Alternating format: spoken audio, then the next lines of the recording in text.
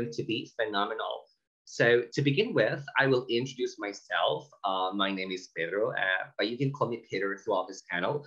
And I'm a bilingual academic leader from Cognita, Chile. And today, I also happen to be the moderator for the second panel from day 2.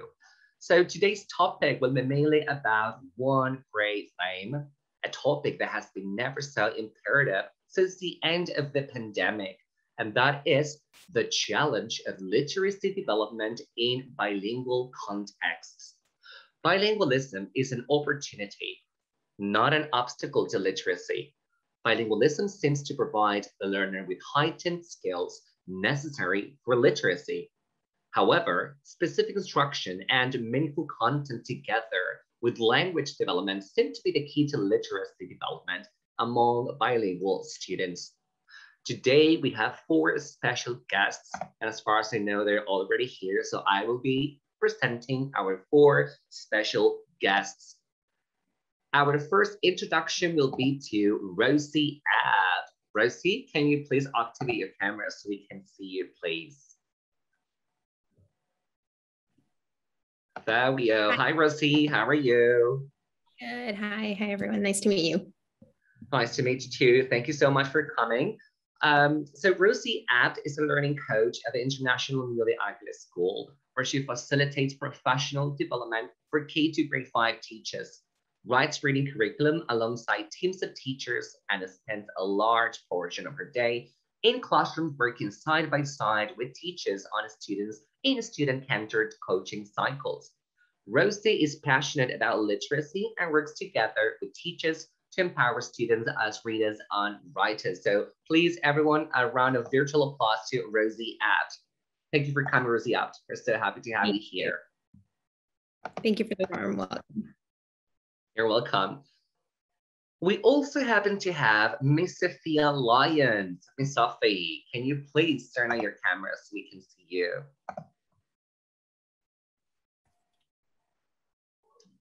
Hello, Miss Sophie. Good afternoon. How are you?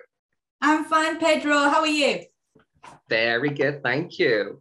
Fantastic. So, Sofia Lyons is an educational leader and teacher with vast experience in bilingual education from kindergarten to grade 6, both abroad and in Chile.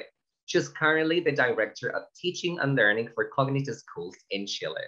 She's currently the director also of the bilingual program and a certified trainer and school evaluator for the IB program. One of Sofia's key interests is growing literacy skills in bilingual students, and she's currently leading the implementation of writing workshop in non-Cognita schools. What a challenge, Ms. Sophie. Thank you. We're so happy to have you here as well. Thank you, Pedro. You're welcome. And we also have here Miss Tatiana Almendares. Miss Tatiana, are you there?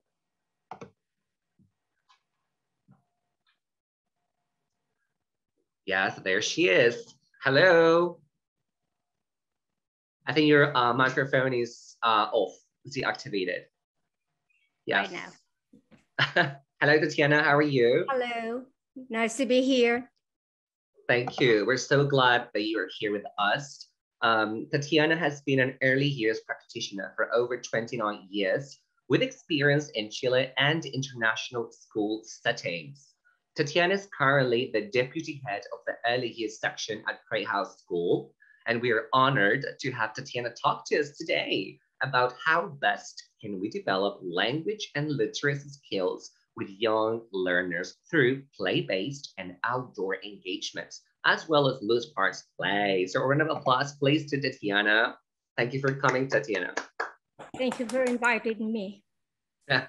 You're welcome. And we also have another special guest. Her name is Katherine, Miss Katherine Toro. Katherine, are you there? Yes, there you are. Yes. Hello, Katherine, how are you? I'm fine, thank you very much. You're welcome. Well, Katherine Toro is a teacher of English, a specialist in early years, bilingual education, and phonics. She's the current head of preschool in Pumahue, Curauma, where she aims to inspire young learners to be confident and develop the 4 C skills: critical thinking, creative thinking, communicating, and collaborating. Katherine believes these are key skills that young learners need to develop a global perspective of the world around them. We warmly welcome Katherine to our panel today, where she will share her wealth of knowledge about phonics and word work with us. So thank you, Katherine, for being here. Thank you for having me. You're welcome. So panelists, are you ready to start? Yes. Yes, excellent. Well, that's the attitude, that's the energy. Okay, so we will start with our question round one. So I'll be asking each of you some questions so you can share with our audience a little bit of your knowledge and your experience as well. So the idea is that you can take around 3 to 5 minutes so you can answer and reply to your questions. So we will start with Rossie Abt. Ms. Rossie, in what ways can we foster a love of reading in our students? And how can we help them grow to be confident and successful readers? Yeah, I think that is one of the key elements we always want to make sure we are helping out with in our classrooms. When I think about fostering a love for learning, I think the first thing that comes to mind is just giving kids and students as much voice and choice in the materials they're reading. So when thinking about, setting up classroom libraries or having them pick what they read, I think that is one way that we can foster that love for reading. I think helping students develop their reading identity is also a huge piece. So they get to know some of what they like to read as, readers, what they enjoy, what kind of genres, their favorite authors. And so they can see themselves and they start picking books without you having to constantly have to ask them to do it. They just start wanting to do it themselves. Same with modeling yourself. I think that goes more for parents than teachers too, but modeling your reading identity, you keeping a reading journal, you talking about books, you enjoying that, whether it's for pleasure and you're reading something like fiction, or whether it's to learn about something in the world that you want to know more about. And on that note, learning is a social process. So the more we can give students opportunities to be a part of a book club or to talk about books and read alouds, to talk to each other about strategies they're using in their reading, I think that also fosters that love of learning, but also reading and hey, you read that kind of book, I do too. And that's what you're working on as a reader. That's what I am doing. So that connection and learning from each other, I think is equally helpful. And then I think finally, just having a chance, I think reading is a process of making meaning. So giving students ample opportunities to read for authentic purposes, whether it be something they are interested in, or whether it be something they're learning in science and social studies, or they're reading to apply something to a real world situation. I think all those things help foster the love of reading. Yeah, absolutely. I agree completely. Thank you. Thank you so much, Rossie. Sofia, Lyons, could you please tell us what is writing workshop and what does it look like? What can you tell us about that? Okay, so writing workshop is a research-based philosophy of teaching and learning. It's underpinned by, I think, around 30 years of research and funding from the Teachers College in New York, Columbia University. And basically it's ongoing work. It's a group of people who work together who basically do their research and share best practice in literacy for reading and writing. It's a framework to empower students to read and write well. It focuses on skills and strategies. So we are developing these confident, able, and strong writers.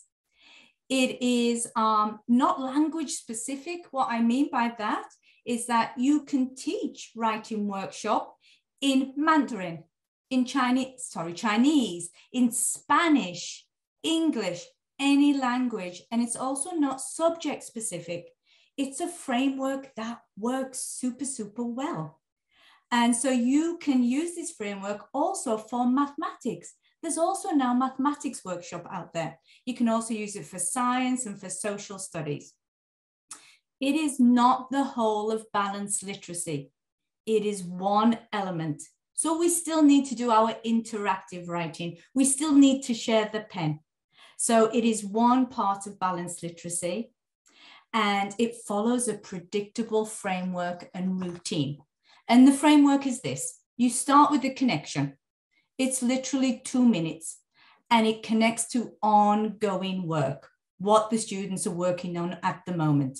Then the teacher takes some time to model explicitly the strategy she wants the children to try in their writing. After that, she invites her writers to have a go, and they talk to a partner. We say, turn and talk to your partner, and they'll talk about what they've just seen, or they'll try it with their partner. After that, the teacher closes the mini lesson. We call that the mini lesson. It's about 10 minutes, and she closes it by restating the strategy, how they should do it, and reminding them to try it in their writing. After that, she invites her writers to go off and do their independent writing. This is about 20, 25 minutes. And during this time, the children are writing, and the teacher is conferencing, meaning she's meeting students and she's supporting them with their writing. Towards the end of the lesson, we have our share. And it literally is that. It's an opportunity for children to share whole class, their writing, or with their partner or in a small group. But it's basically a way to celebrate what they've achieved in the lesson, but also it's a real audience for them, and that's what writers need. In terms of what does it look like, it's super fun. It's exciting. You see children with their heads down and they're writing, and they are authors, and they're super proud of themselves.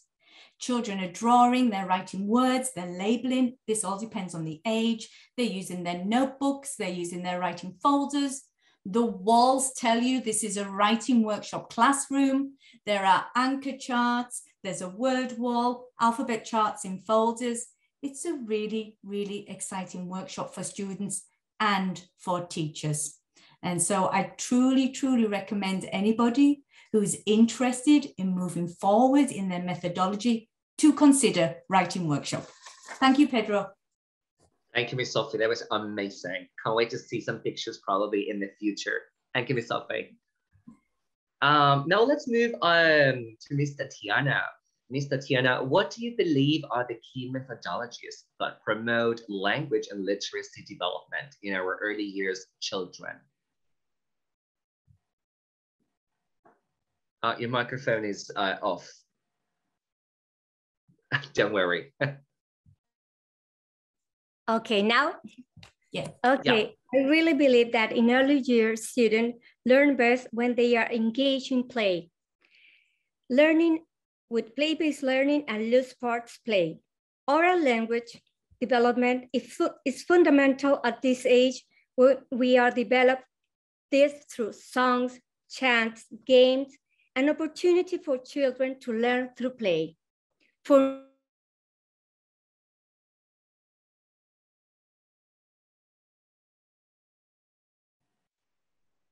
I think we might have a technical difficulty with Miss Tatiana. We can move to Miss Katherine. Oh, no, there we are. Yeah, Miss Tati. Now we have you back. Okay, Don't worry. Sorry. Okay. In the restaurant, the customer will read the menu a friend has written. In the hospital, the doctor will write a prescription, and at the grocery store, the mother will read the shopping list. I could go on and on about the way the role play can enhance oral language communication skills, as well as reading and writing skills. In the block centers, students have the opportunity to make their own blueprints and draw up plans. They get to measure, build, and communicate with others to create. Language and literacy skills are truly developed through learning engagement that are fun, motivating, and at the end of the day, children love to play through having fun. Loose parts, this term was coined by architect Simon Nicholson. And loose parts are materials that can be moved around the room and used in endless ways. They are versatile, open and ended, and can be added to any learning environment for the student to adapt and to turn into anything their imagination allowed. Because it's so versatile in terms of literacy, the student can retell a story drawing the character on a stone. Or for example, with gems, Lego, stone, they can recreate a letter or sound with those little things. Loose parts can be such fascinating and engaging open-ended results that intrigue and excite children deeper into their learning environment. Don't be afraid to try. These are new things that have been going on in other countries for so long, but really the kids learn through fun and learn through play. So I think that we have to try all these new methodologies or approaches. Thank you. Thanks a lot, Tatiana. That was so instructive. Miss Katherine, now we will move into some famous and popular term among some of our international schools, and that has to do with phonics. And we're so excited to see what can you tell us about phonics. So very often we hear the term phonics, but we are not at all clear about what it actually means. So can you talk to us about this? What do we mean by the term phonics? Yes, of course. Well, phonics is an approach. It is a method for teaching children how to read and write in an alphabetic language. Well, in this case, English. It helps children to hear, identify, and use different sounds that distinguish one word from another in the English language. Children studying phonics learn to read and write by directly linking phonics, that is to say, sounds in words, and graphemes, the symbols used to represent them. Through reading in phonics, children will begin to understand which sounds correspond to which symbols. Once they've mastered this skill, they will be able to decode books and other texts. Phonics is considered the best way to teach children to read, but there isn't just one type of teaching method. There are 4 major types that children who are learning how to read and write could be taught. Number 1 is synthetic phonics. It's a method of teaching where words are broken up into the smallest phonemes, and that is to say, the smallest units of sounds. We use this method of teaching as a way of showing children how to identify all the phonemes in a word, match them to a written symbol, known as letters, and successfully segment and blend the word correctly. That is to say, reading in the end. Analytical phonics is a method in which teachers focus on teaching students to analyze letter-sound relations in words that they have previously learned in order to avoid pronouncing sounds in isolation. Analogy phonics is an approach where learners are taught to use parts of words they have already learned to read and decode words they don't know. This method of phonics helps children build upon their existing skills by creating connections to new information. Embedded phonics is a method that relies upon a much more hands-on or implicit approach to reading. This means that it is related to incidental learning. That is what we know it. As you can see, 4 different types of phonics teaching could be useful in helping children gain different literacy skills. However, the most common method is synthetic phonics. But you would wonder, why synthetic phonics? Well, when it comes to helping children with reading, phonics is one of the most effective methods out there. As we know, children matching written symbols or spoken sounds gives them a huge boost towards making sense of written text. Phonics is all about the process of linking sounds to the symbol that represent them. For example, when children encounter the word dog, they might be taught that the letter D represents a short d sound. They might then be able to recognize the same sound in other words, for example, such as dig, d-i-g, or den, d-e-n. Phonics gradually introduces children to different grapheme phonic correspondence, and eventually some alternative graphemes and spellings that represent sounds. As students learn new sounds and parts of words through phonics readings, they will become able to decode words that they might not have encountered before, unfamiliar words. Being able to decode words by reading phonics, graphemes, and identifying their sounds is an important skill that will help children to gain reading fluency. By the time they become fluent readers, this process will be almost automatic. Through the syntactic phonics method, children who are learning phonics learn to read with the help of processes called segmenting and blending. Segmenting is the process of breaking a word apart into its phonemes, and while blending means the restructuring of that word. With these two actions, children learn by seeing all the sounds one at a time before putting them back together and reflecting on how they work as a team to form a word. Thank you, Katherine. That was extremely helpful. Thank you a lot. Before we go on with our question round 2, I have a brief question to our dear audience. What do you guys think about our panelists' experiences and practices? Do you have something similar at your schools or not? Tell us what you think and share your comments and observations with us. We would really appreciate if you could type something in the chat and share your expertises and experiences, just like our panelists are doing. So let's get back to Rossie now. Rossie, why is it so important that we foster a love of reading and help students grow their reading identity? I think everybody's made a bit of a reference to this already, but I think when students see themselves as readers, and we were talking a little bit about it before, they are more willing to spend time reading. I think reading is the way we make meaning of our world. So, you know, from going to the supermarket to any job we might have in the future to picking up an article. And if you think as adults, everything we do with reading, it's a critical skill. So it is so important to foster that motivation and that reading identity so that they know what they're working on as readers, and they're intentional about it. And also, if you enjoy reading, it's like any other skill in life. If you want to get really good at cooking, then you need to practice cooking a lot, right? And I think with reading, it's the same thing. If you want to get really good at reading, you need copious amounts of practice. And if you foster a love for reading in your students, then they're more likely to spend that time reading and practicing. Same with writing or with any other skill. And then be able to become successful at it, start applying the strategies you're teaching to make sense of the world around them, really. Yeah. Great, excellent. Thank you, Rossie. Mm-hmm. Let's get now back to Writer's Workshop. Ms. Sofia Lyons, why do you think that writing workshop is becoming so popular around the world?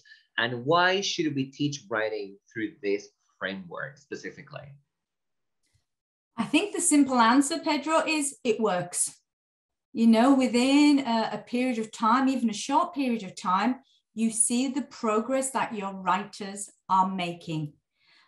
Basically, in summary, it develops lifelong writers because students actually develop the love of writing, very similar to what Rossie was saying.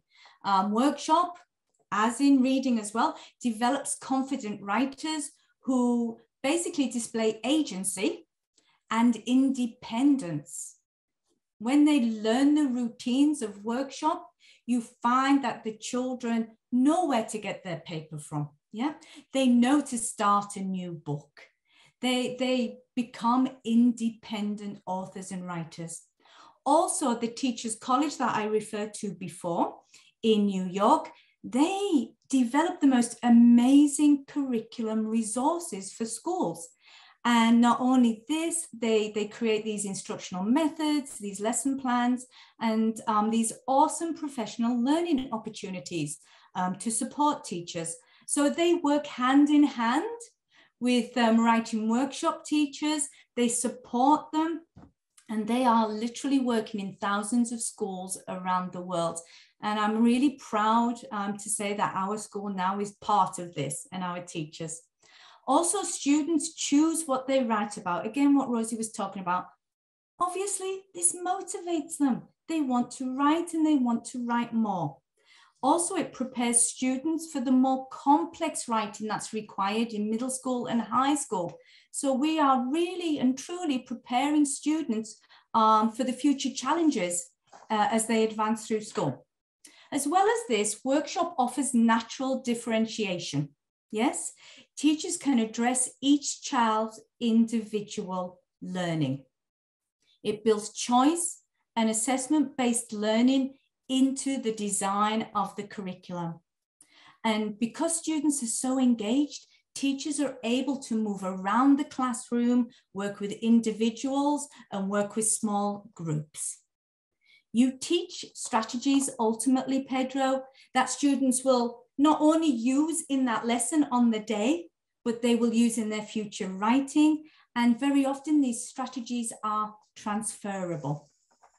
Okay, so the answer is it works. The evidence is out there.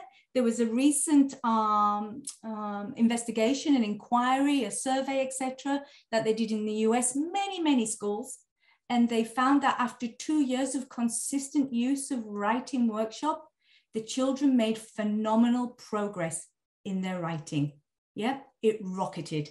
So, you know, the evidence is there, and I'm super happy to be doing it in Cognita. Okay, Pedro, thank you. Thank you, Miss Sofia. That was great. Miss Tatiana, now let's get back to you. What do we need to consider play-based learning, outdoor learning, and loose parts play? And what are the benefits for our bilingual teachers and bilingual learners? What do you think, personally speaking?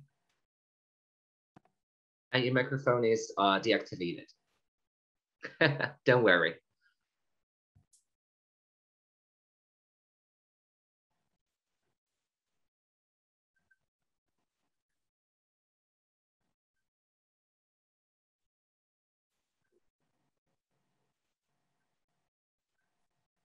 Now, yeah. I'm so sorry. Yes. I will talk from our experience. We moved from a traditional school to a school that we try to teach the kids to engage them, to have fun through learning. And I will tell you that with loose parts and play-based learning, we find approach where kids learn. For example, when you was talking about the phonics with play-based learning and loose part, we really engage the student, and they were used to work independently. Also, I wrote some, they were student agency, they make choices, and they were really independently working because it was through play, they are able to also engage through like phonics, phonological awareness, and in a way, the best way for kids to learn is through play. So it was a process, as a process that was slow process, because for here in Chile, it's difficult to understand that how through play kids are going to learn. And it took us like a year to start moving forward. And it worked, it really worked. If you take the kids, you work with them and you tell them, okay, kids, let's go outside. Let's look outside. What do we have? What things we can collect? And then they are part of this process. They're gonna be engaged. And then you can use all these resources to as I said, for example, with the stones, okay, letter formation, number formation, or retell a story. Other things are like math, that is language, is transversal. They can like shapes. They can also talk about numeracy. There are so many things that through play and with these two approaches, kids are having fun and they are learning. Thank you, Tatiana. Before we move into Katherine, we also have some comments in the chat, very interesting comments. We have Luis, who says that we use phonics at our school to teach early learners to read, and they generally develop their English skills way faster than other kids their age, especially pronunciation. Thank you, Luis, for that comment. And we also have Maria Paz. She says, my school has been implementing writers workshops since last year, and we can see the difference. Our students are more confident. Thank you, Luis, and thank you, Maria Paz. Katherine. Hi, Katherine. How are you? Katherine, we also have a question for you. Why is it important to have phonics, a phonics program in this case, in bilingual early years classes? Yes, thank you, Pedro, for this question. It's a very interesting question. Well, children start to develop this early decoding ability in early childhood. The ability to decode words is strongly reliant on children having strong phonological awareness skills, which are a gateway to letter sound knowledge. Phonological awareness is the awareness of speech sounds, syllables, and rhymes, while phonemic awareness is the phoneme part of the skill and involves children blending, segmenting, and playing with sounds to make new words. In early childhood, children will typically develop an emerging awareness for phonics, and those other aspects of emergent literacy and our oral language are the main focus. Early phonics knowledge is the key to starting to decode written words. Children can use phonics knowledge to sound out words, which is essential for children to become successful readers and spellers or writers in the early years of schooling and beyond. Introductions to phonics through engaging learning experiences can start from the ages of 3 and 4. It is made evident that younger learners are shown the ability to learn a foreign language. And it's found that attention, short-term memory, and long-term memory are developing between the ages of 2 and 5. And it's concurred that learners in their early years are particularly savvy at capturing and repeating speech sounds of the foreign language they are learning. Mastering the pronunciation of a foreign language not only promotes language proficiency in other language areas, but also enhances motivation and interest of learners to pursue more learning on it. Thereby, phonics should be taught systematically as a part of a balanced and integrated English language program. It's found that the impact of phonics instruction on development of preschool English language learners could be reflected and also denoted in 4 parts of areas of language learning, that is pronunciation, spelling, vocabulary, and reading and writing. Phonics teaching needs to begin early and be provided in short, regular, fast-paced teaching sessions. Also, it is very important to understand children learning and development as a continuum growth irrespective of their age. To have a better idea on how children start developing their early literacy natural skills, there is a timeline relevant to consider. For example, children are considered first early communicators from birth to 18 months. At this age, they start developing interest in books and print. Then they become early language users from the ages of 12 to 36 months approximately. That is to say 1 to 3 years old. At these ages, they develop interest in print, they start pretending to read, they start enjoying storybook reading, they become interested in syllables, rhymes, or sounds, they start experimenting with mark making and drawing. Then they become language and emergent literacy learners from ages to 36 months to 16 months, 60 months, that is to say 3 to 5 years old. At these ages, they start growing awareness of words and print. They start playing with the sounds and language. They build recognition of familiar words by identifying only a few letters. They build recognition of printed materials and also the trademarks. They recognize their own name. They start scanning the material from left to right. They start growing letter sound awareness, and they start experimenting with writing and also spelling. In summary, early writing and spelling experiences are a great way to introduce phonics. Bilingual students learning phonics are able to develop the most important skill when being exposed to a second language. And you all know that this important skill is communication. Thank you, Katherine. Thank you so much. I can see that we've got some questions already from our audience, but we will cover them in the end, so you guys don't worry. And the rest of you that are watching us at home, please share your questions and doubts with our panelists. We will cover them in a few more minutes, because now we will have our final round of questions for our panelists. And I will start again with Rossie. This is going to be our final question. As we know, the topic of reading development is very broad, and with this in mind, can you talk to us about reading strategies or approaches that should be happening in our classrooms? What works best, and how do we make it happen? Oh my goodness, this is a very big, loaded question. Yeah, I know. Especially with like all the, you know, there's a lot of controversy of how we teach students to read best lately.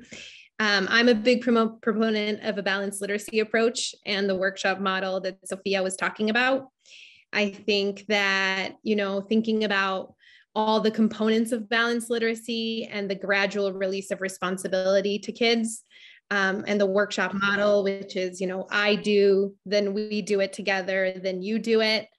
I feel, and through like same with reading. So the read aloud and then shared reading and guided reading and independent reading, having that scaffold and gradual release of responsibilities, I think is really important. And then something that as a learning coach, we do a lot, and I always encourage teachers at Nido to do the same, is to keep your students at the center of your decisions. So when you are thinking about what to do in reading, start with student data. Look at what kinds of, you know, what levels your students are reading, what kinds of things are working on in terms of phonics. And we try to always ask ourselves the question, like, why that component, for who, when, and that big question, why, and trying to find, I anchor myself on the word balance, a balance between what Katherine was talking about, a balance between isolated phonics instruction and embedded in text, a balance between what Tatiana was saying, like the oral language and these opportunities through play, and then that more systematic instruction, and then just a balance between thinking about your students. What do they need as a whole class? So what are you going to teach in your workshop to everyone in that mini lesson? What are you going to teach to smaller groups that are more strategic based on what they need? And then what are you going to do one-on-one with those students that need some other skills and some reinforcement? So I think just balance and intentionality, and making sure that we're not just doing one thing, but we're doing it through different components and in reading and writing, and not forgetting that really important word study phonics component. Thank you, Rossie. I know it was a challenging question, but you did it well. Oh, thanks, Rossie. I did keep it brief. I Thanks could for go on trying. for hours. Thanks for trying. No, very good. Sofia, Lyons, this question is for you. How do we start facilitating writing workshop lessons? And what do we need to consider in order to develop confident, successful, and independent writers? Okay, good question, Pedro. So I think we have a number of factors to consider, but some of the key ones that the Teachers Reading and Writing Project tell us to think about, consider, and make sure happens that we provide, for example, plenty of time for writing. And that's why we have the mini lesson. It's called mini lesson for a reason. It should be around 10 minutes. And the teachers teach with brevity and clarity. And that then gives children, the students, enough time to go off and write. Yeah. So we need to really think about this time. And I know it's very difficult when we have an overloaded curriculum or our schedule's very heavy. They do recommend everyday writing. And so I would say, okay, if it cannot be writing workshop, find opportunities in other subjects where children can write. However, when it comes to writing workshop, I would say at least 3 times a week, because if we don't do that, the children do not see themselves as writers. They don't have the time to work on the process of creating something beautiful. And we know students write best when they write often and for extended periods of time. So the first thing for me is time. We need to make provision in our week for regular workshop lessons. The other thing that we've all talked about is choice. And in the workshop, children get the opportunity to choose what they want to write about. Yes, the teacher teaches them the skills and strategies that's associated with a genre, for example, informational writing, but the writer will choose the topic.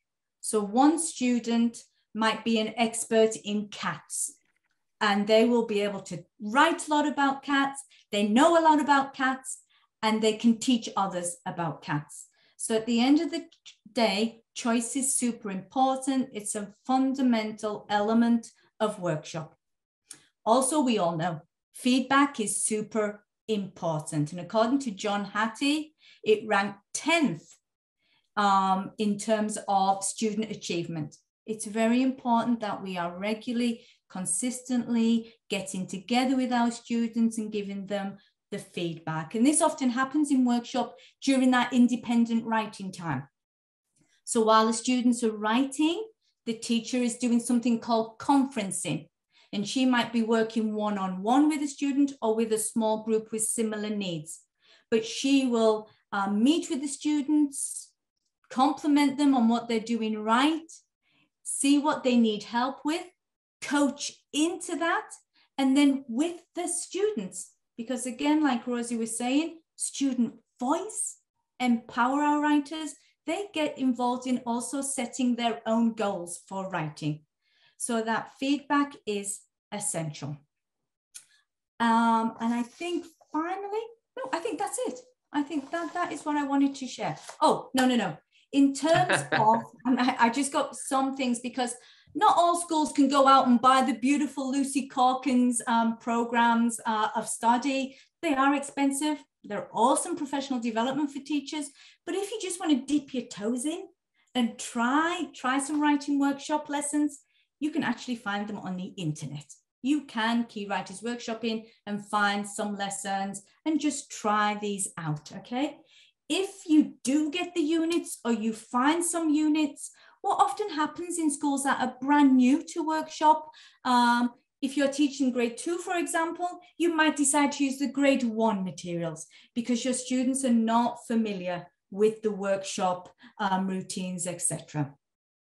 And just finally, I would recommend that if you haven't done workshop before, but you're super interested and you want to give it a go, go onto the Teachers Reading and Writing Project website and you can join as a member. It's free and they have lots of resources, assessment materials, videos that you can watch.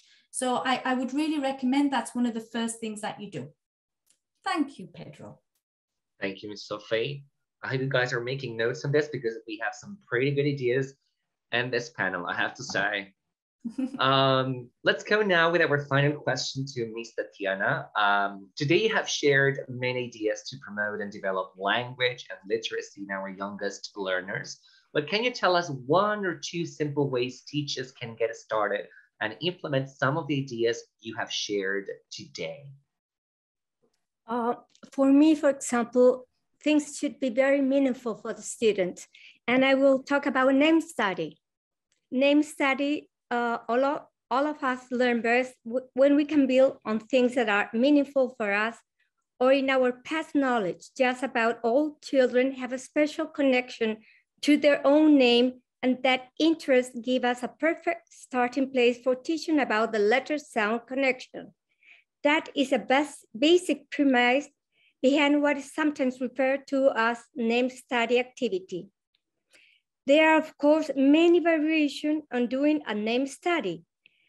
If you want to find, for example, you want to reinforce phonic sound, all names are one word, Count how many letters you will find in each name.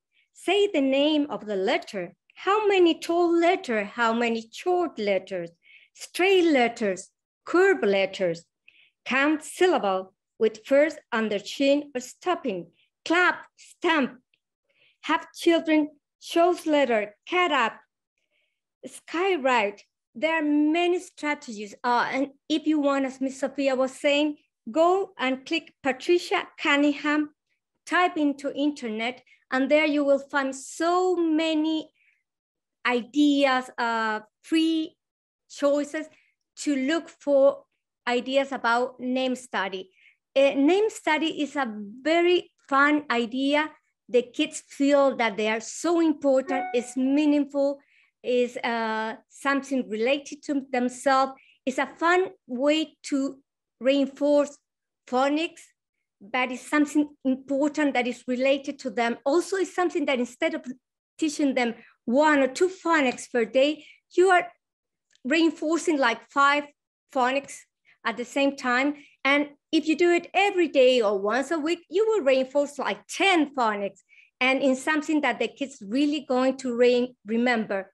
And it will be related also for the social and emotional skills, because the kids will also like write a little book for the friends, and they will take it home, and the kids will try to write something, and they will tell the parents, oh, this is what Pedro wrote to me, and it said that I'm a very good friend, and he liked my bag. I don't know. There are so many lovely ideas that through different games, through different ideas, kids can learn and engage in a variety of games. And the other thing is, loose part is really fun. Don't be afraid. Go outside. Ask your children to help you. Collect things that you have around your house, around the school. Kids are agency. They can do it. And with those things, you can start small. And then also they can help you in the classroom to like making your corner, and start small. Offer limited materials to begin with, and slowly and through the year, modeling. That's very important. Show and practice how to get the materials out and how to put them away. And also the kids can help you labeling. They can draw where to put the things. They can take a picture, and then they are being part of the process. They are part of the class mapping. So I think that's so important that the kids are part of the process. They are student agency. If they feel that the class is part of themselves, they're gonna be involved. They're gonna be part of this process. We are not doing this as a teacher. We are not the one important here. The one important are the kids. And this process should be their process. So involve the kids, involve the community also. Talk with the parents, have a little mini like meeting, explain to them what you're gonna do, ask for their help. You will see that they will get involved and they will help you. I think that those 2 things are very simple, but very meaningful. Log into LosePart and you will find so many ideas, simple things, and you can do so many things with these 2 little things. Thank you, Tatiana. That was a very lovely message. I wish we had you guys as teachers when we were kids, but that's not going to be the case. But thank you. That was very inspiring. And Katherine, one more question for you as well. How should teachers introduce and develop a phonics program in their lessons? What would you say? Well, this is a very broad question, Pedro. I could be talking about this many hours, but we don't have that much time. So I will focus on theory briefly, and in my suggestion as a teacher who has evidenced the importance of a phonics program and its success in children's development. So first of all, in nursery, before they even start learning letter names and sounds, children begin developing their listening skills so that they are tuned into the different sounds in words. Being able to listen and to identify sounds is crucial in speech awareness and will really help children advance their oral comprehension. The levels after the stage of listening, focus on teaching the individual phonemes and letters. Over their preschool years, children learn 44 different phonics with different word groups. As children are taught the different phonics levels, these are integrated into their English and phonics lessons, learning to read and spell new words. So they are also expanding their vocabulary. Levels move forward in difficulty, of course, as children learn more and more new sounds and more complex words. From words like no, she, or was, they can move, for instance, to emotion, treasure, and disappoint, as very familiar words. Once they've learned to read words with the most common letter sounds combinations, I'm sorry about my dogs, in their primary years, children move on to learn lots of alternative combinations. They will start to practice reading increasingly complex words. By the time they're finished their first year, the majority of children will be able to read pretty much familiar English words. In their second year, children will go to develop their English further, practicing using phonics to read and spell words that are less familiar and more challenging, of course.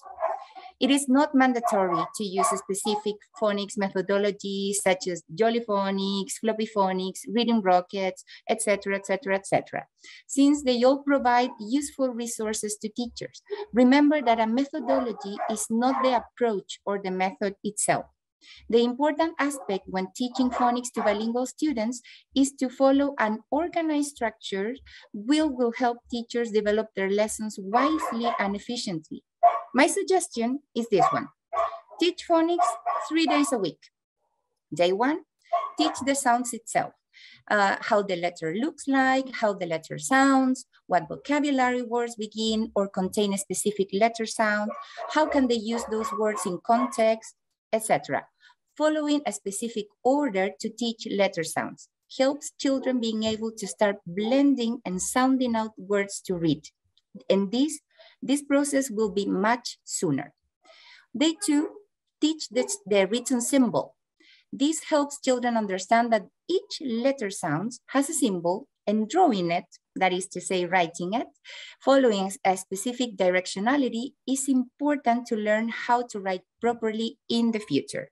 Use simple and fun activities such as modeling, writing using chalk, tracing with their finger, etc. Day 3, use segmenting and blending strategies. Children first acquire the letter sounds in isolations, but once they know 2 or 3 or 4 letters, they can start blending and creating words by themselves. Encourage them to build confidence in reading by playing with sounds, blending short words first, identifying words in context, creating sentences, etc. It is important to mention and to consider that letters and sounds cannot be taught by themselves. They are not alone institutions. They need to be taught in context, and the use of read alouds, share reading, or interactive writing strategies becomes crucial at this stage. It is also important to have a list of high frequency words available for children to identify by sight. In the classroom, it is a must to have a word wall to make learning visible. And the most important, make it fun, make it engaging, make it fast, make it interesting for them to build their own progress by themselves. Children are able to build their knowledge. So this is the same. They can build their own progress as they start learning more letters and more sounds, and they often read very, very efficiently at the end of pre-kinder or kinder if they are very, very well supported by their teachers. As Mr. Fred Rogers says, always believe in the power of perspective. There is a world of difference between insisting on someone doing something and establishing an atmosphere in which that person can grow into wanting to do it. Thank you, Katherine. That was a very important message. And we still have a couple of minutes before we finish this panel, and we do have some questions from our audience. And And the first question goes to Miss Sofia Lyons from Pilar Sarate from the Cambridge University Press. Where can we learn more about this writing workshop framework? Okay. As I said, I think it's a good idea to actually become a member, join the Teachers Reading and Writing Project. If you put that into the URL on your computer, it will take you straight there. You log in, you sign up to become a member, and then you have access to these amazing resources. You can click on videos to see what the writing workshop looks like. Yes, you can see resources for lessons, recommended mentor texts. Yeah, that would be my first starting point. Then if you wanted to actually implement it, I actually brought a book here. Can you see it? I'm trying to show it. Because of the background. Yeah, okay. It's called Leading Well by Lucy Calkins, and it's really a step-by-step guide on how to implement these methodologies, approaches in your classroom, like the writing workshop, like the reading. So I would get that, and then just go on the website.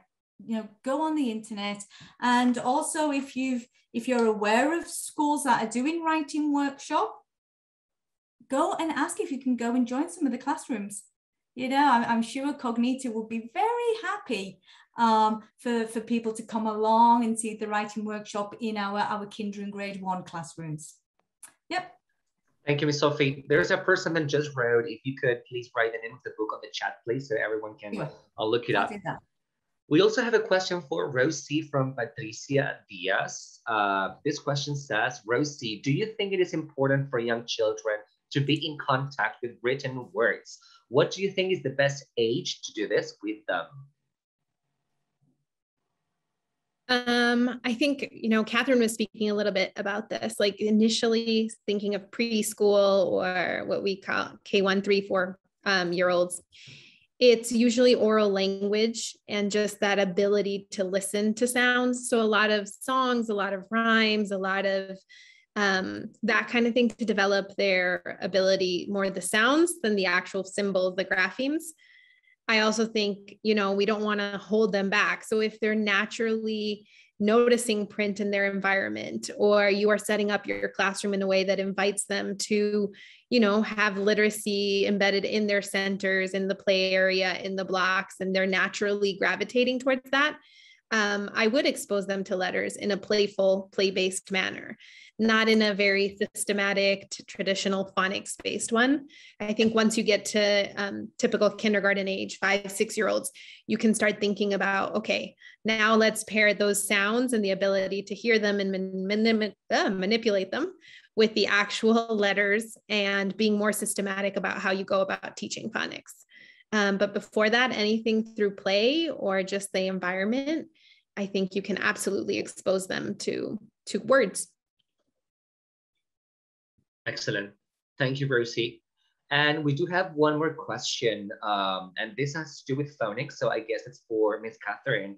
It says, in your experience, which of the 4 approaches to phonics instruction is the most effective for preschool learners?